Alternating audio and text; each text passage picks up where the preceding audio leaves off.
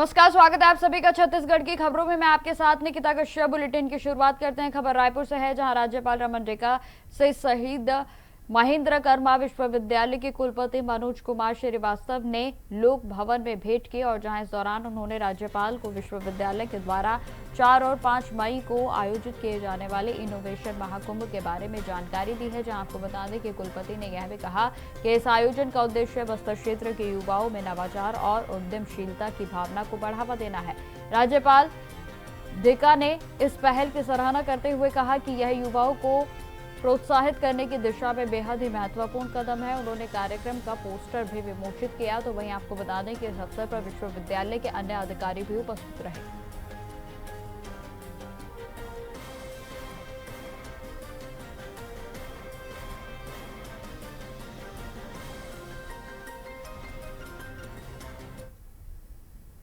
मुख्यमंत्री विष्णुदेव साय ने बालूदा बाजार के हाई स्कूल ग्राउंड में 5 लाख से अधिक भूमिहीन परिवारों को 10,000 रुपए की सहायता राशि वितरित की है। जहां आपको बता दें कि यह राशि मोदी की गारंटी के तहत दीनदयाल उपाध्याय भूमिहीन कृषि मजदूर कल्याण योजना के तहत डीबीटी के माध्यम से ट्रांसफर की गई। और जहां मुख्यमंत्री विष्णुदेव साय ने भूमिहीन किसानों से बातचीत की, उनके उपयोग के बारे में पूछा, तो वहीं आपको बता दें कि जिससे कि कई किसानों को आवास निर्माण, दुकान खोलने, तो वहीं शादी में खर्च करने की योजनाएं भी बताई गई हैं। इस अवसर पर महिला समूह को 1 लाख रुपए का चेक, तो वहीं मछली पालन के लिए भी उपकरण के साथ साथ ट्राईसाइकिल वितरित की गई।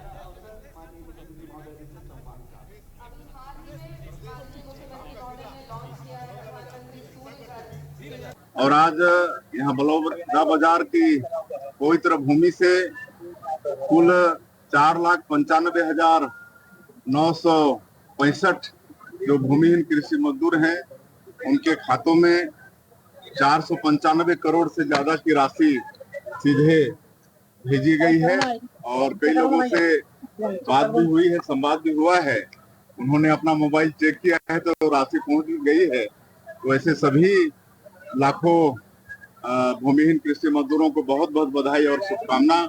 और आज बलौदा बाजार के इस कार्यक्रम में हमारी क्षेत्र के लोकप्रिय विधायक और हमारे प्रदेश के राजस्व और उच्च शिक्षा मंत्री श्री कांताराम वर्मा जी की उपस्थिति, हमारे प्रदेश के तकनीकी शिक्षा और कौशल विकास मंत्री गुरु पुष्पवंत साहिब जी की उपस्थिति, हमारे प्रदेश के पूर्व विधानसभा अध्यक्ष गौरी शंकर अग्रवाल जी की उपस्थिति और बहुत सारे हमारे जनप्रतिनिधि और संगठन के लोगों की उपस्थिति में ये कार्यक्रम बहुत अच्छे से संपन्न हुआ है। और मैं फिर से एक बार भूमिहीन कृषि मजदूरों को बहुत बहुत मुख्यमंत्री विष्णुदेव साय ने बालोदा बाजार जिले के दीनदयाल उपाध्याय भूमिहीन कृषि मजदूर कल्याण योजना के तहत 4.95 लाख भूमिहीन मजदूरों के खातों में 495 करोड़ रुपए की राशि को अंतरित किया है। जहां उन्होंने कहा कि यह केवल आर्थिक सहायता नहीं बल्कि श्रम और सम्मान को सशक्त करने की दिशा में अहम कदम है।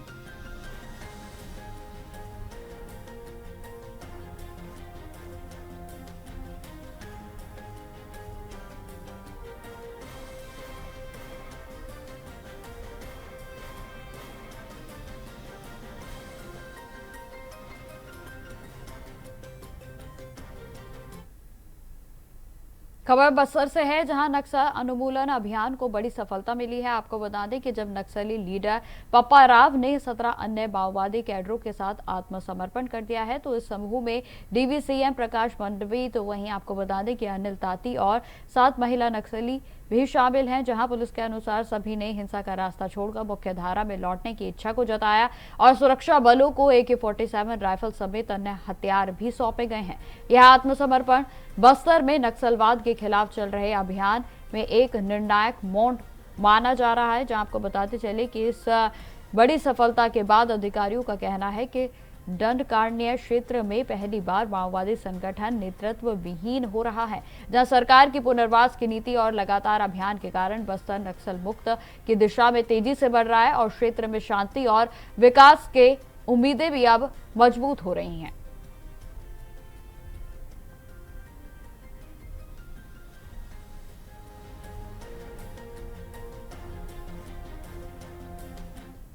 बस्तर की जनता के मनोभाव के अनुरूप सबसे प्रथम जो इस विषय पर है वो बस्तर की जनता है। बस्तर की जनता ने सोचा कि पुनर्वास इसमें नक्सलिज्म समाप्त होना चाहिए, उस आधार पर तय हुआ है। माननीय केंद्रीय गृह मंत्री जी ने अगस्त 2024 में इस बात का प्रण किया था कि 31 मार्च 2026 तक सशस्त्र नक्सलिज्म समाप्त होना चाहिए, और उसके बाद माननीय मुख्यमंत्री जी विष्णुदेव साय जी ने भी हम सबका मार्गदर्शन किया। अभी हम लोग ये देखते हैं कि समूचा बस्तर शांत हो चुका है। खबरधा, खैरागढ़, मानपुर मोहला, राजनांदगांव, गरियाबंद, महासमुंद और धमतरी, इन जिलों में भी नक्सलवाद का प्रभाव था, वह भी समाप्त हो चुका है। जो थोड़ा सा क्षेत्र बचा है वह भी समाप्त हो जाएगा। ये आर्म्ड फोर्सेस हमारे जवानों की भुजाओं की ताकत पर है और सरकार की बहुत सारी योजनाओं के आधार पर है। अब ये सब कुछ हो गया है, इसमें अब ये सोचना कि 31 मार्च 2026 की रात को क्या होगा, हैप्पी न्यू ईयर नहीं है भाई। अब खबर बस्तर क्षेत्र से है, जहां आज एक ऐतिहासिक घटनाक्रम सामने आया जब मोस्ट वांटेड हार्डकोर नक्सली कमांडेंट पप्पा राव ने 17 माओवादियों के साथ जगदलपुर में आत्मसमर्पण कर दिया। तो वहीं आपको बता दें कि वर्षों तक क्षेत्र में भय और हिंसा का पर्याय रहे माओवादी अब कमजोर पड़ते हुए दिखाई दे रहे हैं, और इस आत्मसमर्पण को सुरक्षा बलों और सरकार की रणनीति की बड़ी सफलता भी माना जा रहा है, और जिससे कि बस्तर में शांति स्थापना की दिशा में बेहद ही महत्वपूर्ण कदम इसे बताया जा रहा है। और जहां सरकार की पारदर्शी और संवेदनशील नीतियों के चलते भटके हुए लोग अब मुख्यधारा में लौट रहे हैं, और जहां प्रधानमंत्री नरेंद्र मोदी के नेतृत्व में गृह मंत्री अमित शाह के मार्गदर्शन में नक्सल मुक्त जो भारत है अब उसका संकल्प निर्णायक चरण में पहुंच रहा है। तो ये सभी बातें मुख्यमंत्री विष्णुदेव साय के द्वारा एक्स पर पोस्ट करते हुए कही गई, जहां आपको बताते चले कि जिस तरीके से पप्पा राव ने आत्मसमर्पण किया है, ये नक्सलवाद पर एक बड़ी सफलता सरकार की ओर से मानी जा सकती है।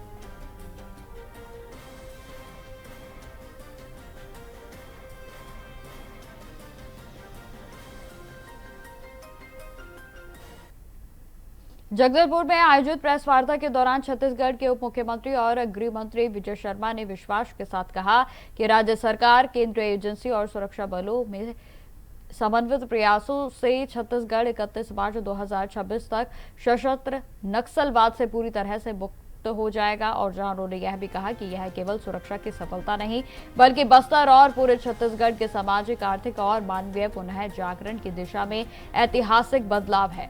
उप मुख्यमंत्री ने यह भी कहा कि अगस्त 2024 में केंद्रीय गृह मंत्री अमित शाह के द्वारा घोषित समय सीमा के अनुरूप राज्य सरकार ने रणनीतिक ढंग से काम किया है, और इसी दौरान DKZC स्तर के नक्सली पप्पा राव और उनके साथियों ने भी हथियारों के सहित सरेंडर कर दिया है। और जहां पिछले 2 वर्षों में लगभग 3000 नक्सलियों ने आत्मसमर्पण किया, तो वहीं 2000 से ज्यादा गिरफ्तार हुए हैं और साथ ही साथ 500 से ज्यादा निष्प्रभावी किए जा चुके हैं।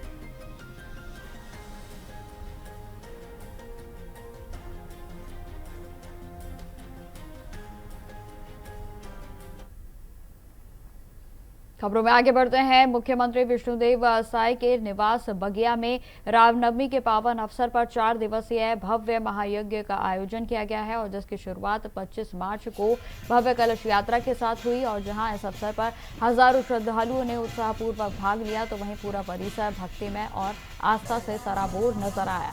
बताते चले कि महिलाओं ने पारंपरिक वेशभूषा में सिर पर कलश रखकर यात्रा में भाग लिया, और जिससे कि आयोजन की भव्यता और भी बढ़ गई। तो वहीं आपको बता दें कि इस धार्मिक आयोजन में छत्तीसगढ़ के मुख्यमंत्री विष्णुदेव साय की धर्मपत्नी कौशल्या साय भी शामिल हुई हैं, और जहां कलश यात्रा के दौरान भक्ति, संगीत, जयकारों और धार्मिक अनुष्ठानों की गूंज से वातावरण पूरी तरह से भक्तिमय नजर आया है। तो वहीं 4 दिनों तक चलने वाले इस महायज्ञ में विशेष पूजा अर्चना, हवन और प्रवचन आयोजित किए जाएंगे, जबकि 28 मार्च को मुख्यमंत्री विष्णुदेव साय स्वयं शामिल होकर पूजा अर्चना करेंगे। श्रद्धालुओं की सुविधा के लिए भी प्रशासन के द्वारा विशेष व्यवस्थाएं सुनिश्चित की गई हैं।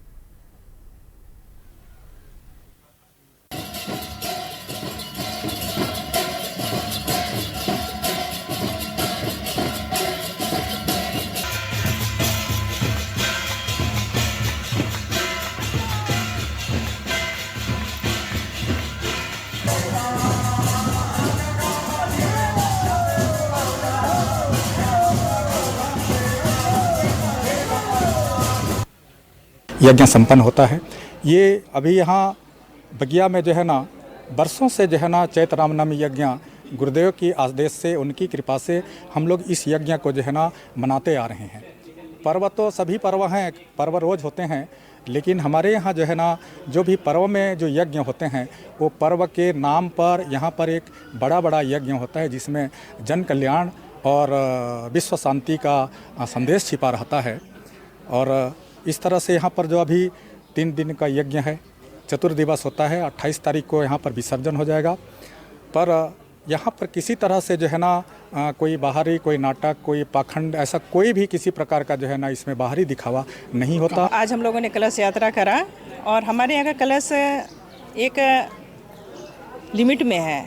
हमारे 21 कलश उठते हैं और 21 कलश का अपना अपना स्वरूप है, वो अपने अपने स्थान पर विराजते हैं। आप लोग देखे होंगे कि जब कलश यात्रा होती है तो हज़ारों हज़ार की संख्या में उठाए जाते हैं, पर वैसा नहीं, यहाँ पे 21 कलश उठते हैं। और ये चतुर्दिवस का है। त्रिदिवस तो माता जी की भक्ति पूजा होता है और समस्त भक्तगणों के साथ में होता है। सब अपने अपने भोजन व्यवस्था करते हैं, प्रसादी पाते हैं। और इस बार सौभाग्य है कि सरकार 27 को आ रहे हैं और पिछले वर्ष भी उन्होंने साथ दिया था, 1 दिवस के लिए आए थे, इस बार भी आ रहे हैं। और माँ गुरु का आशीर्वाद, हमारे यहाँ जो पूर्णाहुति होता है ये विश्व में कहीं नहीं होता। खबरों में आगे बढ़ते हैं। अब खबर रायपुर से है, जहां 25 मार्च को खेलो इंडिया ट्राइबल गेम्स 2026 का भव्य शुभारंभ हो चुका है और जहां इस ऐतिहासिक आयोजन में 30 राज्यों और केंद्र शासित प्रदेशों के लगभग 2500 खिलाड़ी 9 खेलों की विधाओं में अपनी प्रतिभा का प्रदर्शन करेंगे। मुख्यमंत्री विष्णुदेव साय ने राज्य सरकार की खेल प्रतिभाओं को प्रोत्साहित करने की प्रतिबद्धता व्यक्त की और जहां केंद्रीय मंत्री डॉक्टर मनसुख मंडाविया ने भी खेलों को जीवन शैली का हिस्सा बताया। इस आयोजन में जनजातीय क्षेत्रों में खेल संस्कृति को बढ़ावा मिलेगा। तो वहीं आपको बताते चले कि राज्य सरकार ने खिलाड़ियों को प्रोत्साहित करने के लिए विभिन्न पुरस्कारों का भी ऐलान किया है और जहां ओलंपिक चयनित खिलाड़ियों के लिए भी प्रोत्साहन राशि को निर्धारित किया गया। तो वहीं बताते चलें कि खेलो इंडिया ट्राइबल गेम्स छत्तीसगढ़ के जनजातीय गौरव को प्रस्तुत करने का महत्वपूर्ण मंच बन चुका है, जो कि खेलों में नई दिशा और अवसर प्रदान करेगा।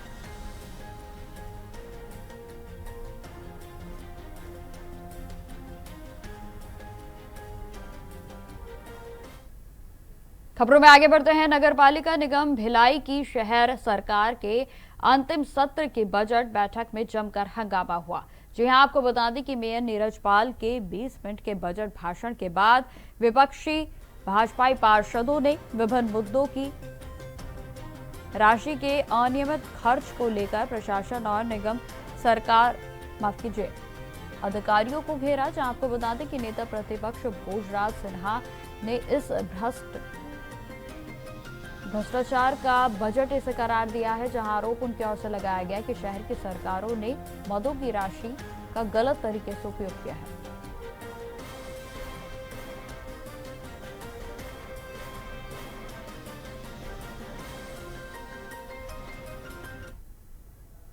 चार साल से निरंतर महापौर जी इस शहर के प्रबुद्धजनों झूठ का प्रस्ताव बजट पास करते हैं। आप 800 करोड़ रुपए का आप याद करिए, सन 2022-23 आपके द्वारा 713 करोड़ रुपए का एक बजट अभिभाषण आपने पढ़ा और जब वो वास्तविक बजट हुआ तो 411 करोड़ रुपए आया। देखिए, नगर निगम अधिनियम की जो किताब हम लोगों को दी जाती है हमारे कार्यकाल की शुरुआत में, उस नगर निगम अधिनियम से ही पूरे नगर निगम का संचालन होना है। उस कानून के तहत नगर निगम के सारे अधिकारी, नगर निगम के सारे जनप्रतिनिधि उस कानून से बंधे हुए हैं। जो सम्मानित पार्षद पीयूष मिश्रा जी पूछ रहे हैं, हमारे अकाउंट ऑफिसर साहू जी इसको क्लियर नहीं कर पा रहे। एक्चुअली वो पूछ रहे हैं कि इस जो शिक्षा उपकर है उस हेड का पैसा किसकी अनुमति से पेमेंट किया गया, उसके लिए अलग खाता होना था। जब ये बात अभी बजट जब MIC में आया तो हम लोगों के संज्ञान में बात आई तो हमने उसको स्पष्ट बजट पुस्तिका में इसका उल्लेख किया है कि जो जिस मत का पैसा, चाहे वो शिक्षा उपकर हो चाहे मूलभूत हो, आज भी अखबारों में कुछ अखबार में आया है कि हमारे नगर निगम का लगभग 2.25 करोड़ रुपए राज्य शासन ने भेजा है मूलभूत का, जो उनको क्षतिपूर्ति का पैसा आता है। लेकिन क्षतिपूर्ति की राशि में भी लगातार इसके बारे में संज्ञान में लाने के बाद भी क्षतिपूर्ति का पैसा जो मूलभूत के रूप में हम लोगों को मिलता है वार्ड वार, उसका दुरुपयोग होता रहा। ये निश्चित है कि जो शासन का गाइडलाइन है, शासन का दिशा निर्देश के उसके अनुरूप ना तो महापौर परिषद कोई निर्णय कर सकती है, ना सामान्य सभा कर सकती है। खबरों में आगे बढ़ते हैं। आज चैत्र नवरात्रि का समापन हो रहा है, जिसके तहत 9 दिनों तक चलने वाली धार्मिक अनुष्ठान प्रक्रिया लगभग पूरी हो रही है। आपको बता दें कि आज दोपहर 2 बजे से हवन आयोजन किया जाएगा और जबकि शाम को भंडारा तो वहीं कन्या भोज का कार्यक्रम होगा। जानकारी देते चले कि जिसको लेकर हमारे संवाददाता प्रदीप माहेश्वरी ने मंदिर के पुजारी से खास बातचीत की। देखिए बालोदा बाजार से यह रिपोर्ट।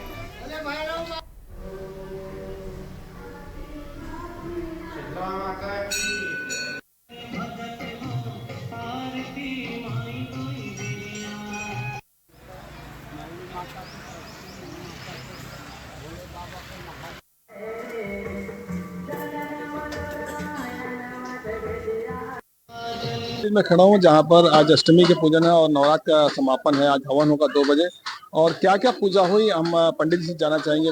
9 दिन तक चलने वाले नवरात्र कैसी क्या पूजा रही आपके बारे में?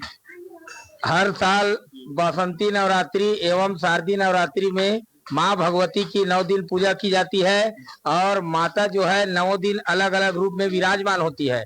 और प्रथम दिन शैलपुत्री की, दूसरा दिन ब्रह्मचारिणी की, तीसरा दिन माँ चंद्रघंटा की, चौथा दिन माँ कुष्मांडा देवी की पूजा, 5वां दिन स्कंद माता की और 6वें दिन माँ कात्यायनी देवी की, 7वें दिन काल रात्रि की और 8वें दिन महागौरी की पूजा की जाती है और 9वें दिन सिद्धिदात्री माँ की। और हवन का जो कार्यक्रम होता है अष्टमी तिथि समाप्त होने के बाद और 9वीं तिथि प्रारंभ होने पर अष्टमी के दिन हवन किया जाता है और हवन करने के बाद कुंवारी कन्याओं को भोजन खिलाया जाता है और भोजन खिलाने के दूसरे दिन बाद यानी 9वीं के दिन जोत का विसर्जन किया जाता है।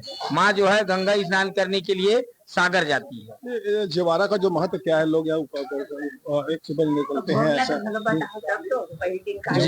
जवारा का महत्व ये है कि ये सनातन से पूर्वज लोग हमारे चलाए आए हैं कि आदमी के शरीर में कोई भी प्रकार का मानसिक कष्ट है या किसी भी प्रकार का तकलीफ है तो देवी देवता जो है कष्ट देते हैं। इसी नाम से पूर्वज लोग शुरू से ये दीपक जलाते आ रहे हैं और ज्वारा बोते आ रहे हैं। इससे उनकी शारीरिक तकलीफें जो है दूर होती है। मनोकामना ज्योति कलश का क्या महत्व है तो हमारे दर्शक जानना चाहते हैं। मनोकामना ज्योति कलश का महत्व ये है कि हमारे मन में जो भी कामना है वो कामना की सिद्धि हो जाती है, इसीलिए हम मनोकामना ज्योति कलश जलाते हैं। क्योंकि नवरात्र का समापन है आज और हवन होने के बाद माता रानी को अपने घर वापस करते हैं। निश्चित है कि जो भक्त होते हैं अपनी मनोकामना पूर्ण करते हैं और जो माता रानी पूरा करते हैं। मैं इंडिया वाइज के लिए बुलाया से प्रदीप मैसेज। अब खबर मुंगेली से है, जहां जिले के लोरमी क्षेत्र में बढ़ते सड़क हादसों को देखते हुए प्रशासन अब पूरी तरीके से एक्शन मोड में नजर आ रहा है। हाल ही के दिनों में शासकीय सड़क निर्माण कार्य में लगे हाईवा वाहनों की चपेट में आने से लगभग 5 से 6 लोगों की दर्दनाक मौत हो चुकी है और जिससे कि क्षेत्र में भय और आक्रोश का माहौल देखने को मिल रहा है। तो वहीं इसी गंभीर स्थिति को ध्यान में रखते हुए प्रशासन ने सख्त कदम उठाने शुरू कर दिए हैं और जहाँ SDOP हरविंदर सिंह, कार्यपालन मजिस्ट्रेट CP सोनी और नगरपालिका के CMO चंद्र शर्मा के नेतृत्व में स्थानीय रेस्ट हाउस में भी वाहन चालकों की बैठक आयोजित की गई और इसमें चालकों को शहर में 20 किलोमीटर प्रति घंटा की गति सीमा का पालन करने तो वहीं ओवरलोडिंग ना करने जैसे तमाम दिशा निर्देशों का पालन करने के लिए कहा गया।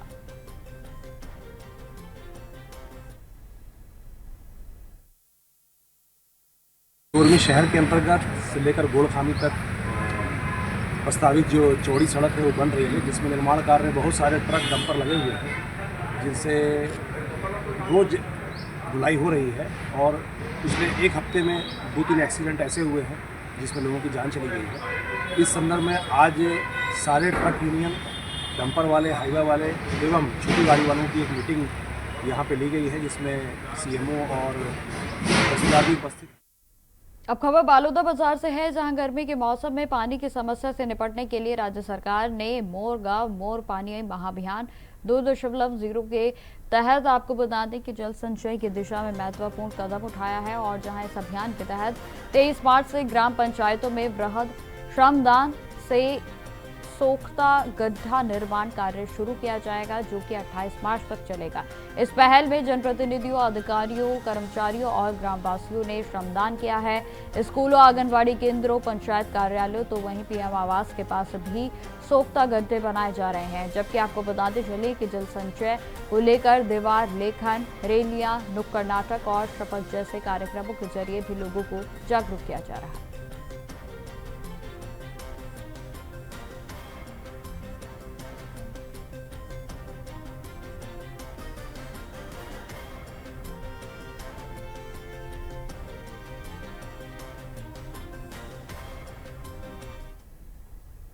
अब खबर गोरेला पेंड्रा से है, जहां आपको बता दें कि नवरात्रि के पावन अवसर पर लोग आस्था और श्रद्धा से भरे हुए मंदिरों में मां के दर्शन करने के लिए पहुंच रहे हैं। जहां आपको बताते चलें कि ऐसे ही एक प्रसिद्ध मंदिर का स्थान है गोरेला पेंड्रा मरवाही जिले के घाट बहरा में स्थित घाट बरहनी दाई का मंदिर, जिसे कि स्थानीय लोग बंजारी दाई और वनदेवी के नाम से भी जानते हैं।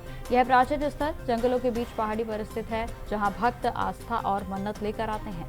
समय के साथ माता की प्रतिष्ठा बढ़ी और जहां आज यहां श्रद्धालुओं की भारी भीड़ देखने को मिलती है, तो वहीं खासकर शाम के समय यहां भक्तों का तांता लगा रहता है।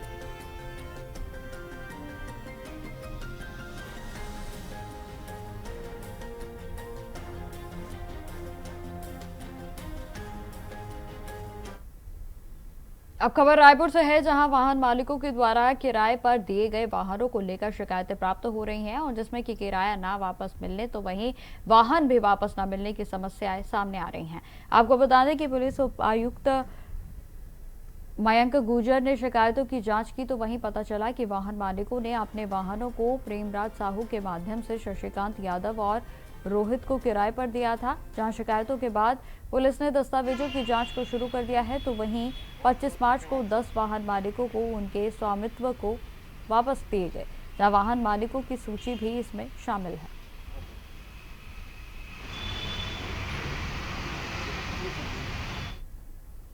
अब खबर दुर्ग जिले से है, जहां एक बार फिर से अवैध रेत उत्खनन जोरों पर है। जी हां, आपको बता दें कि खासकर कि डांडेसरा ग्राम पंचायत क्षेत्र में इस तरीके की शिकायतें लगातार सामने आ रही हैं, जहां शिवनाथ नदी से बेखौफ तरीके से रेत को अवैध उत्खनन के माध्यम से निकाला जा रहा है, जो कि खनिज विभाग की नाक के नीचे कार्य हो रहा है। तो वहीं सूत्रों के मुताबिक रात के अंधेरे में कई जो ट्रक हैं उनके जरिए रेत की अवैध ढुलाई की जाती है, जिससे कि शासन और प्रशासन को लाखों रुपए का राजस्व का नुकसान भी हो रहा है।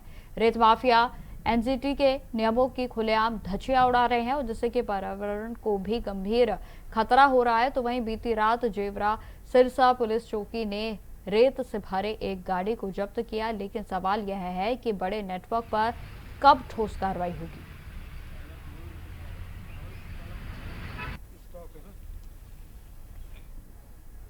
खबर कांकेर जिले से है, जहां ताड़ोकी थाना क्षेत्र में पुलिस ने 4 साल के पुराने अंधे कत्ल की गुत्थी को सुलझाने में बड़ी सफलता हासिल की है। यह मामला 13 जुलाई 2022 का बताया जा रहा है, जब ग्राम सरंडी निवासी संदेश कुमार ध्रुव की संदिग्ध परिस्थितियों में मौत हो गई थी।